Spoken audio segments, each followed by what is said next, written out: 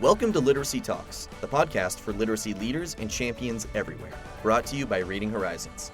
Literacy Talks is the place to discover new ideas, trends, insights, and practical strategies for helping all learners reach reading proficiency. Our hosts are Stacy Hurst, a professor at Southern Utah University and Chief Academic Advisor for Reading Horizons, Donnell Pons, a recognized expert and advocate in literacy, dyslexia, and special education, and Lindsay Kemeny, an elementary classroom teacher, author, and speaker. Now, let's talk literacy. Welcome to this episode of Literacy Talks. My name is Stacy Hurst. I am the host, and I am joined by Donnell and Lindsay, as I am every episode. And those of you who've been listening for a while know we take turns choosing a topic related to literacy, and we talk about it. And today, it was Lindsay's turn to choose the topic. And Lindsay, I'm not sure if I need to be worried about you and how you are, but I will let you introduce the topic because this is a part two, yeah? What is that supposed to mean? Okay. Well, are you annoyed a lot is my question, I guess. I know. So she knows. Okay. Last time it was my idea. I did, things that annoy you. And today this is part two. I do enjoy these conversations. I think it's just kind of fun. And it's like we hear these random things. So we go from topic to topic rather quickly. And so I think it's just fun to chat about some things that annoy us or that we see. Maybe I'm a little too negative. Maybe. I don't know. No, it's a good way to get it out, right? And I don't think we're alone. Yeah. So anyway, we are going to take it to Donnell first to share. This is part two, and I still had things in part one. I still had a few things on my list that I thought, we could talk about.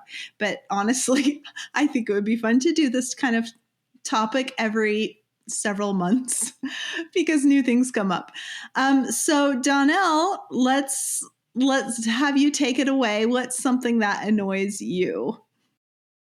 Okay, well, it is dyslexia. For me, it's been a dyslexia month. I've been doing a lot of things centered around dyslexia and dyslexia awareness. So that's been top of mind for me. But I think timing was everything for me, Lindsay, on this, because you'd sent out what we were going to talk about. And then I just happened to have a conversation with someone I care greatly about, and that's my son, who has dyslexia. And he happened to catch me off guard by asking me a question. I thought, that is my top one. I don't know what I was thinking I was going to talk about, but everything just got bumped for this one because he asked me a really pointed question. And unfortunately, I couldn't give him a good answer. And I thought, after all this time, this is still the problem. And what he asked me was, so after all this effort that you've put into literacy and many different groups I've been a part of, legislation, going up every legislative session, keeping an eye on all kinds of things to push reading forward, supporting teachers in the state, just et cetera, et cetera. He said, after all this time and effort, what's the accomplishment? And he caught me off guard because I wanted to say, well, no one's going to have the same experience you had as a young man. But I couldn't say that because I get phone calls every day still from parents who are having the very same experience where their child isn't learning to read. They go over desperate to the school. Oh, goodness, what can we do? How can you help? What's going on? And they get told, oh, he'll outgrow it. Or he's just really active in the classroom, so he's not paying attention. All kinds of things other than what we should be looking for. And the child isn't being screened either. So they should have been caught before the parent came over going, how can you help me? So it caught me off guard. And that is my number one pet peeve. I think everything just dropped on my list, thinking after all this time, I'm still not seeing in schools the information that's now readily available being made available and being utilized in schools. And to me, that's a big pet peeve. How can we move the needle, right? And you have certainly done a lot for moving this work forward, Donnell. But it's like all three of us, you can only do so much. And it's how far is your reach and how much of an impact can it be? But I don't know. I'm encouraged more than in the past because I think there's a lot more people coming to this knowledge, and there's organizations that are, pushing I think, for more, but there's still a lot of work to be done, right, Donnell? And I think that's what you're seeing. Yeah, I'm just surprised by the lift, right? I'm surprised by, boy, the lift. And as you say, there are a lot more resources, because I look back to when I was struggling and I really had nowhere to go, and I end up desperately, frantically, the library of all places, I end up going down there just scanning aisles. No, I now have places I can send parents, and there are really good resources, as you say. So that's all very positive. I'm just surprised by how much effort it's taking. Okay, Stacy, any comments on that? Or do you want to jump into your annoyance? Well, I just appreciate the opportunity to make a list of things that annoy me because I think I just get annoyed. But I think to comment on what you... It's supposed to be therapeutic, so maybe it's making us more ornery. Yeah, I think it's working. Maybe we could recommend that to our listeners. Make a list. And then burn it or something, right? And then I'm a little more analytical, so I started categorizing mine. But to your point, Donnell, my annoyances, and it's hard because the word annoying makes it kind of minimizes some things, but my annoyances are with the system. Usually they're systemic, so yeah, we can think of a lot of examples for that. And I think that is, to your point, Donnell, progress takes a long time to get to where it should.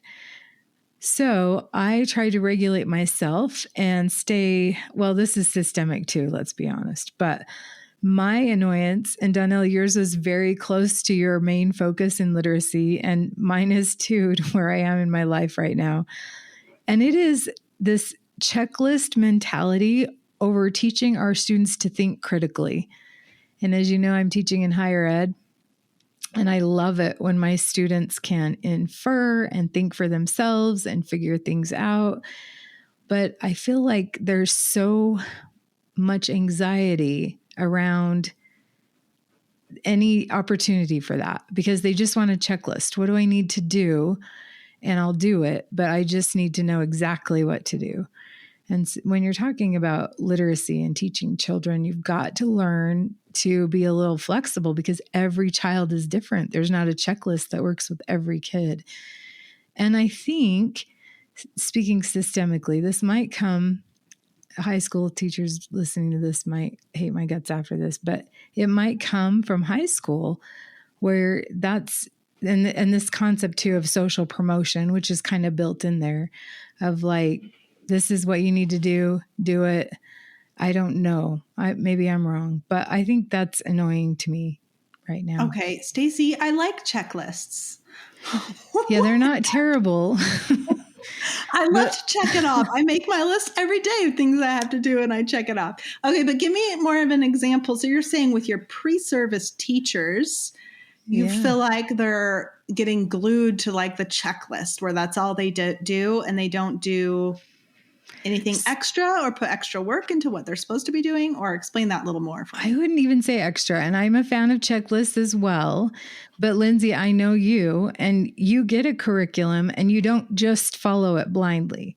You also use your teacher knowledge. And I want them to start flexing that muscle. So one assignment we've had recently is that they gave a series of tests really for the student that they're tutoring. And then they need to analyze that data. What does that mean for this student? How will it form my instruction? And the questions that I got after fully explaining, giving examples, it's not like they don't have a background on this. And of course, it's not every student.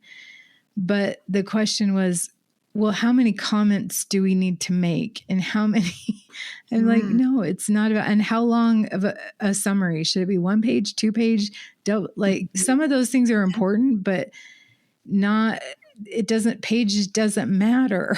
You need to know what the student needs. And it's not going to be as easy as, they scored in the strategic range, do this, this, and this. Some of that, yes, but some students might need something else. So that's what I'm talking about. And just this overall hesitancy and almost fear to kind of wade into that territory.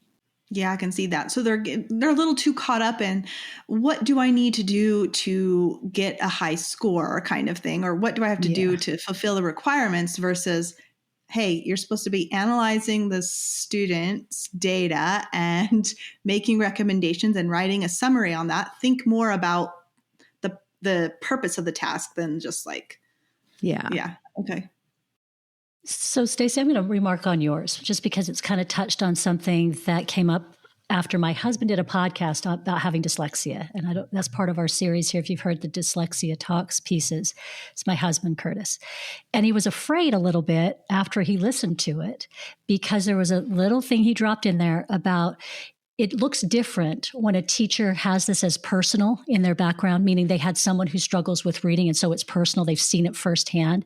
And he says it just feels different when that's the teacher.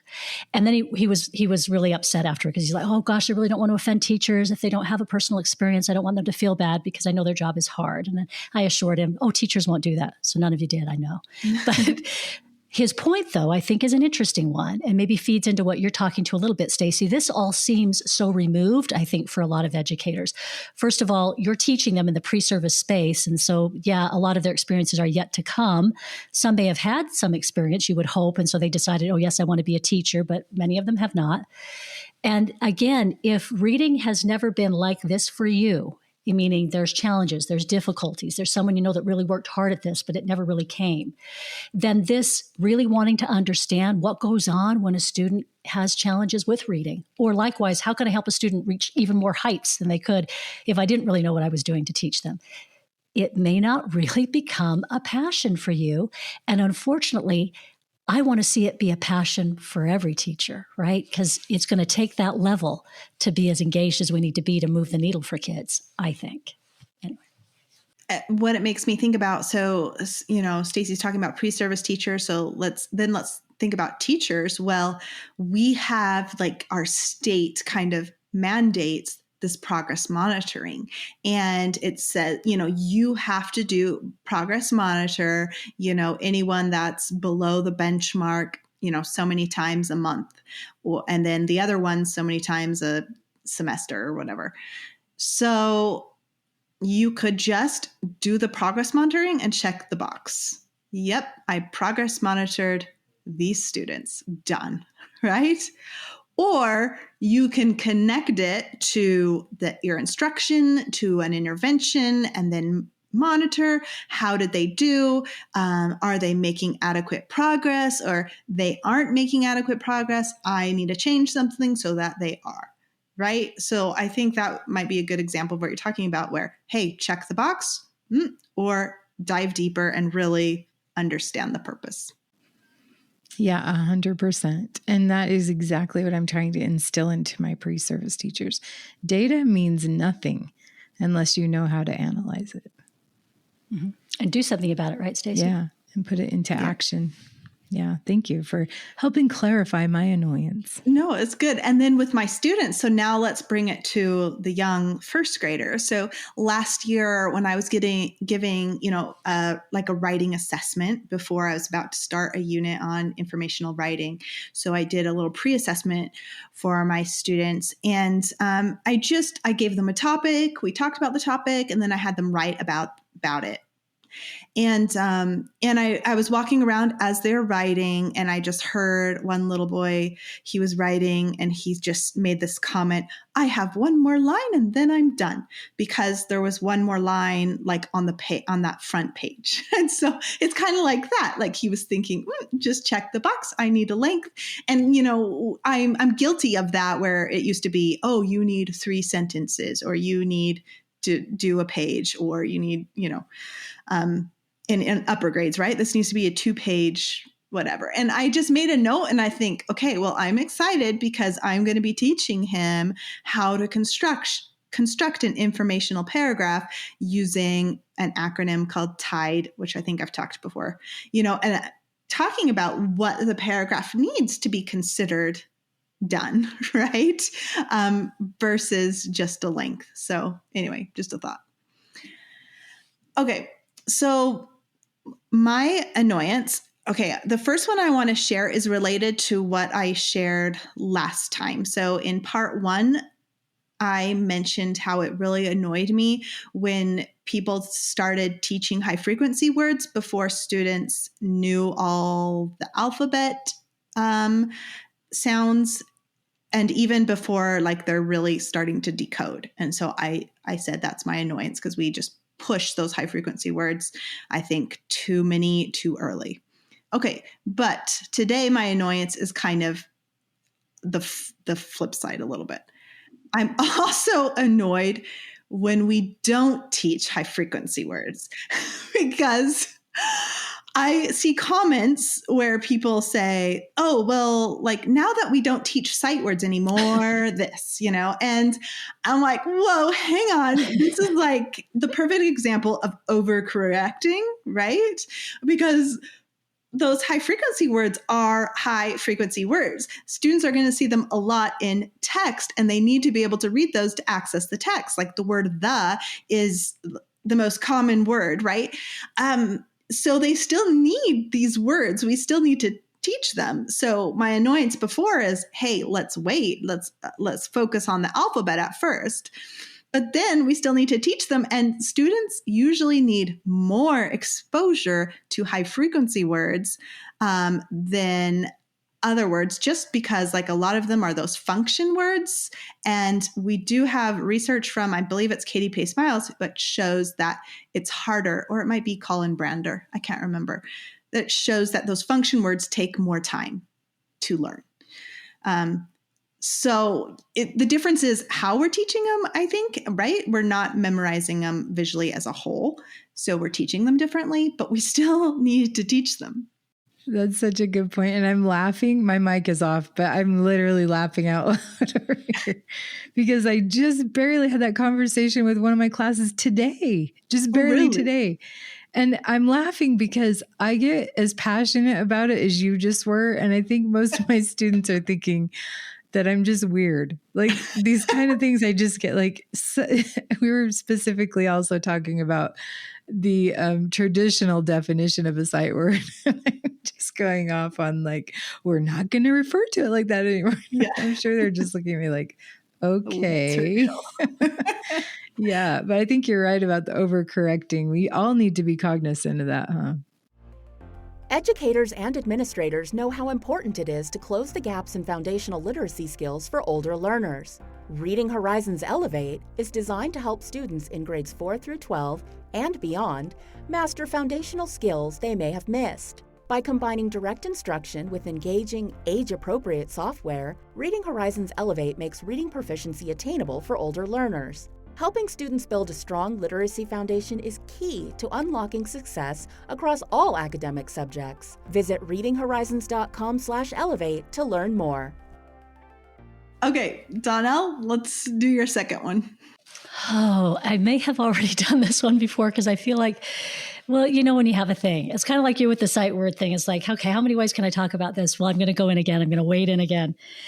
Accommodation versus modification.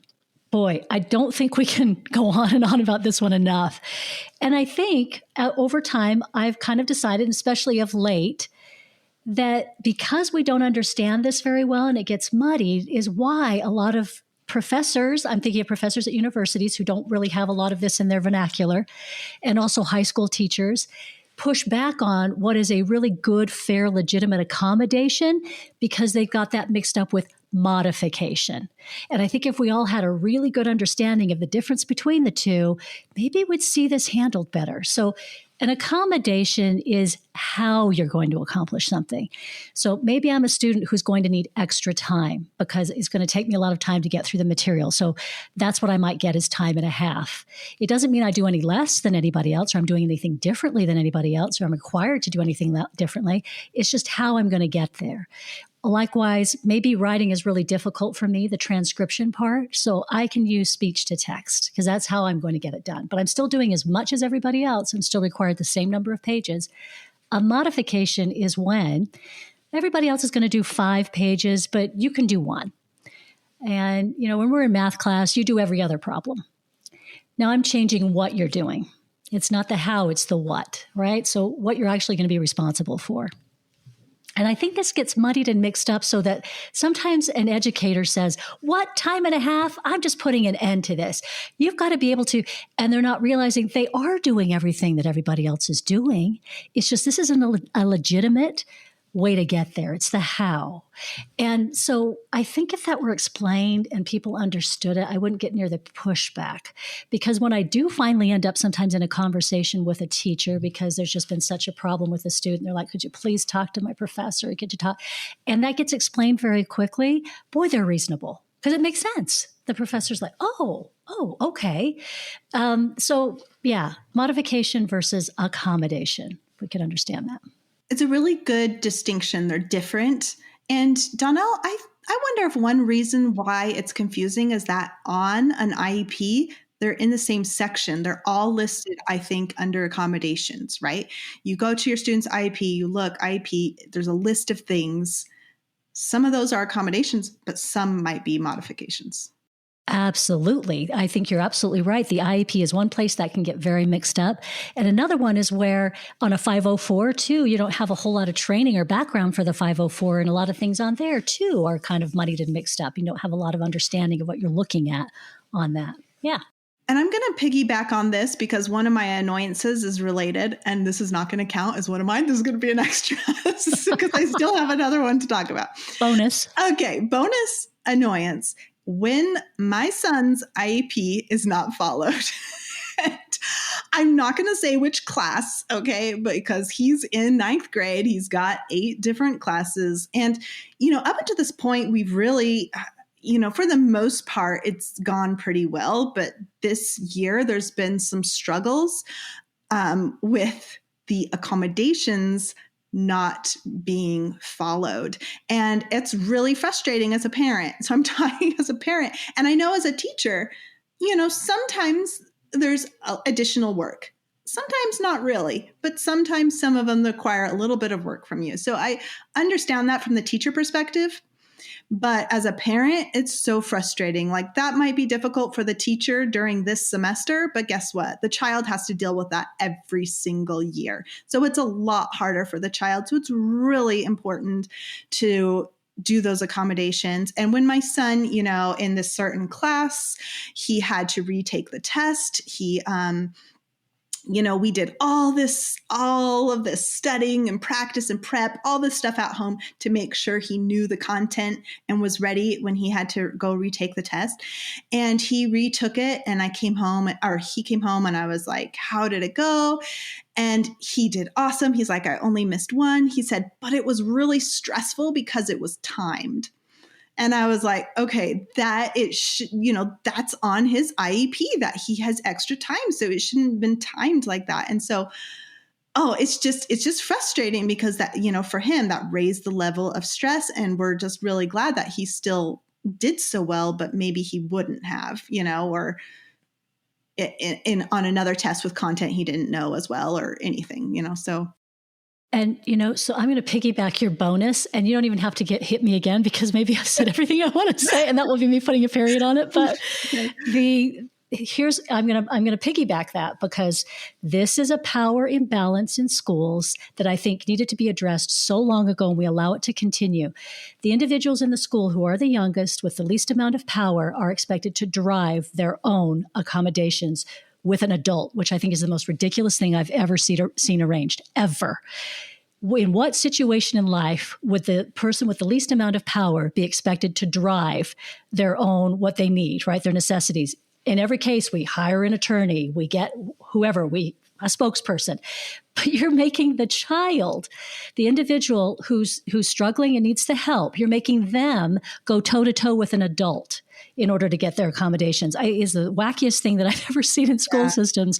That needs to switch. It always has needed to. And no, administration drives that. So they tell teachers, this is what we're doing because we're required by law, and we're going to do it. And again, that explanation of the difference between what an accommodation is and a modification should also come from them as well. Ooh, there goes it's my so period. Hard. And he gets, embarrassed, and he wants me. Yeah. He says, can you email them? It's terrifying. Because it's hard.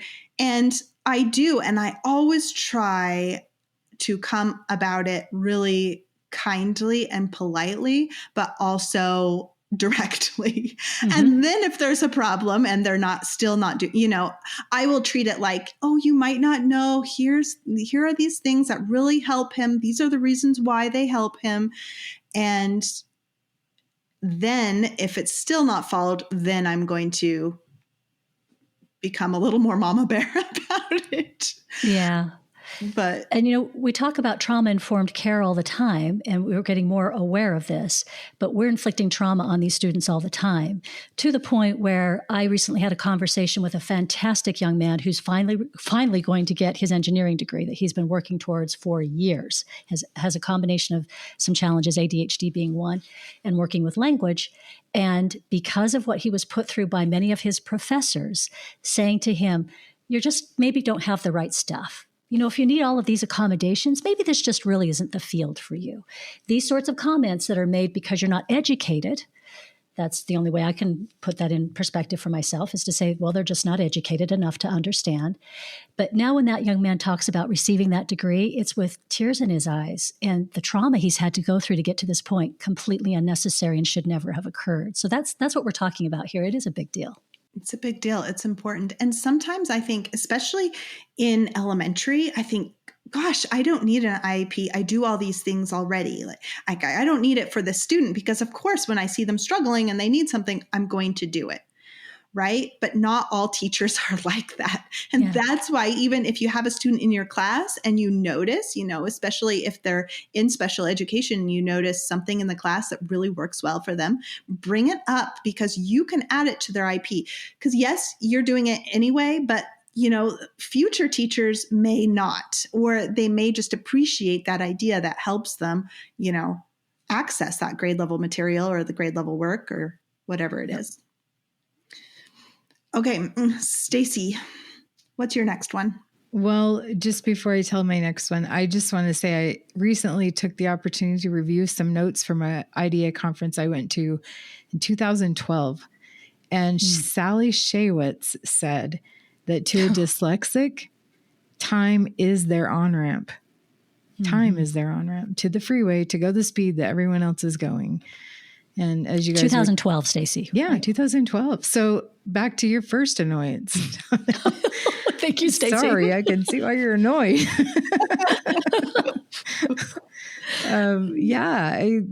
2012. And that's 12 years ago. Yeah. So, okay, leading into my next annoyance. Oh gosh, I have two that I don't know which one takes precedence, but maybe I'll just say the one that comes with a statistic.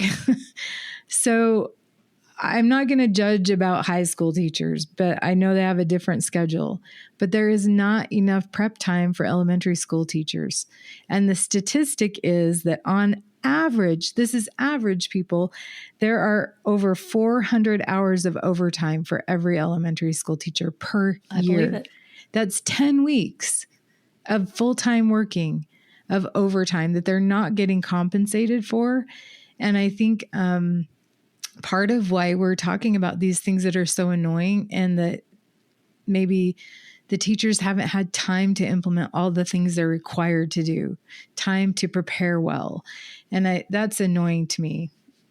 That's my annoyance. Oh, yeah, for sure. So the district I'm in right now is the best because we have prep time every day. We have like either 30 to 50 minutes every day for prep time. And that's because our district hires other teachers to teach art, PE, music, computers, so and library. So when students are there, we get that prep time. Additionally, I think this varies by school, but most of the schools in my district, we don't have to go and do outside recess duty.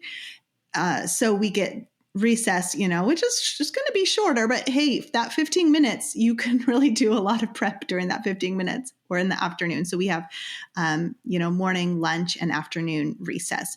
My old district, we did not have any prep time. We had to do recess. So we would rotate, but when it was your week or your day to do recess for your team, man, that was stressful, having to go, teach, go out there, monitor, come back in, teach. And we were responsible for teaching all of those specials, the PE, the computers, the art, the music, we had to do it all. And so what like my team would do as teaching second grade is we would, to have one person's class, we would split it between the other like 5 teachers. We had a really big school. So you'd get some extra kids, and then we would kind of do our own rotation. So like one week I'm teaching computers the whole week for the whole grade, and another teacher is teaching PE, another one is art, another one is music, and then one teacher gets a break for that week. And then it would rotate. So we just tried to do that so that we all could at least have a break sometimes for planning time. Anyway, that's really important, Stacy. We do need to make sure we really overwork teachers. And if we can support them, we need to support them. And Stacey, I think your complaint is part B of my A, right? Is, so why haven't things changed? Why doesn't it look different? A lot of teachers just don't have the time to implement, and oftentimes don't even get to go to a lot of these things to learn about the things to implement. And it's still a big problem. I ran into an educator just over this weekend in Dallas. Delightful. Had such a great conversation with her. Taught first, second grade, 8 years. Loved it. I could just see the energy in her. I thought she would be a great teacher in that first, second grade space. She said, last year I got to where if I didn't get a change, and she's now a literacy specialist, I said to my husband, I will have to quit. I'm burned out. There is no time. I have no time for anything else. And we cannot keep doing that to teachers. It's not okay. Yep, I agree. Yeah. I have someone at my school who was going to transfer to another school district because it was closer to her house, and she was getting all ready to do that, had, someone extend a job to her, and then she found out they don't have any prep. And then she was, oh, never mind. I'm going to stay in this district because that is a huge perk. It's a necessity, really. It shouldn't be a perk. Yeah. It should be a necessity. Right. Yeah.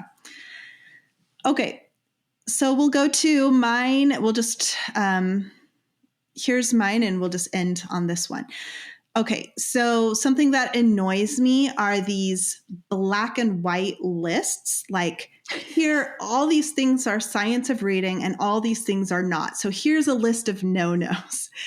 The reason why is because a lot of times I think some of the things we put on this list require an explanation, or there's more shades of gray. So I feel like when there's just this one visual of this list, like these things are yes, these things are no, I feel like there can be a lot of misinterpretations that way. And shout out to this teacher who put up one of these lists in a social media group because she was doing it to get feedback before she took it, to whoever, her presentation or whatever she was doing. So I'm like, okay, major kudos, because that took a lot of, courage for her to post it online. But I'm just going to give you an example of something that was on there. She had, for the yes, 44 phonemes, on the no, 26 letters of the alphabet. And so I asked her, I'm like, okay, you need to explain that, and of course she was saying, well, we want to focus on the 44 phonemes. And I'm like, yes, but you also teach the 26 letters of the alphabet. So I was just kind of chiming in, like, I think you need to take that off because that's really confusing, because of course we still need to know the names and letters of the alphabet. And she did. So like I said, she put it up for feedback. So that was her rough draft, and she did. But I see other lists or other just these blanket statements that I'm like, okay, we can't just say it like that without an explanation attached, because this is when we run into some of these other problems that are annoyances for us, where we overcorrect, right? Or someone misinterprets something wrong. We don't want this to be seen as a pendulum swing. That's one of the annoyances we talked about in the last episode. And when we're just taking those little bite-sized, little snippets, it's really easy for those misconceptions to happen. Thoughts on that? Yep. I think the phrase that I frequently associate with this happening is throwing the baby out with the bathwater. So we learned a lot in our balanced literacy training about how important read alouds are, and even how we called them shared reading or interactive reading. And to be honest, I never could remember the difference between the two. But there were a lot of great strategies for engaging students in comprehension in that case, and for people to say, oh, we don't do that anymore. Well, we do aspects of it 100%. Like, let's just not, discard everything we've learned. We just need to understand the context with which we're implementing the science. Another one I saw come up on the list of no-nos is they said pictures. I'm like, no, you need pictures. And what are you talking about? Explain. Pictures for what? For a book? Well, you still want pictures. The problem with pictures is when we use them to decode a word, you still use pictures to help you enjoy the story and understand what's happening for your comprehension. You use pictures to illustrate vocabulary words. I saw someone say, well, don't use pictures in phonemic awareness. I'm sorry, why is that? If you have an English learner, they need pictures to support, the vocabulary that they're learning, which you can connect with your phonemic awareness. So again, I was just like, one of those things that annoys me. You know what? That also made recently on a social media post, somebody was asking about running records. And honestly, the act of listening to a student read and coding what they're saying is very beneficial. The problem with running records was in the miscue analysis, the way it was analyzed. So really just clarifying thinking about those things before we discard something that's useful for our students. Yes, I remember we talked about that in our episode with Dr. Burns. I don't remember which season that is, but we talked about the running records with him. It's great to listen to a child read. We don't need to determine, was that error a semantic error? Was it, syntax, or was it visual? Exactly, Stacey. But we can tell which of Aries phases they're in by the way they read a word, right? And when we know that, we can move them to the next one through our instruction. So much about the science just makes sense. Okay, well, we are at time. And Lindsay, I'll be 100% honest. When you said this was the focus again, I was like, oh man. And like I said, I made a list. But just in the course of our conversation, I've added 2 or 3 more things to my list. So I'm going to pin it up somewhere. I can keep for adding next to time. it. Next do you season, promise we'll we can do another episode like this? Yeah, no, next season we'll do another one. Okay, good. Okay, good. So it's like, how you have those columns, like in a newspaper, you always have this certain column or whatever. It'll kind of be like that. This will be my thing. It'll be great. And so listeners, if you have some annoyances you'd like us to talk about or you'd like to share with us, please send them in. I bet we would agree with most of them. Well, thank you so much for choosing this conversation, Lindsay. It's been very therapeutic. Maybe not for Donnell because things still haven't changed tomorrow, but we are making progress, right? We definitely are. And I think I see that even though I'm annoyed sometimes with some of my students, I do see that overall. I tell them all the time, they're already more prepared to teach reading than I was when I graduated with the reading endorsement. So the fact that we have achieved some amount of alignment with the science is encouraging, even though there will still always be things that annoy us. Thank you again, Lindsay. And thank you for those of us who have joined us for this episode of Literacy Talks. Please join us for the next one. Thanks for joining us today. Literacy Talks comes to you from Reading Horizons, where reading momentum begins. Visit readinghorizons.com/literacy talks to access episodes and resources to support your journey in the science of reading.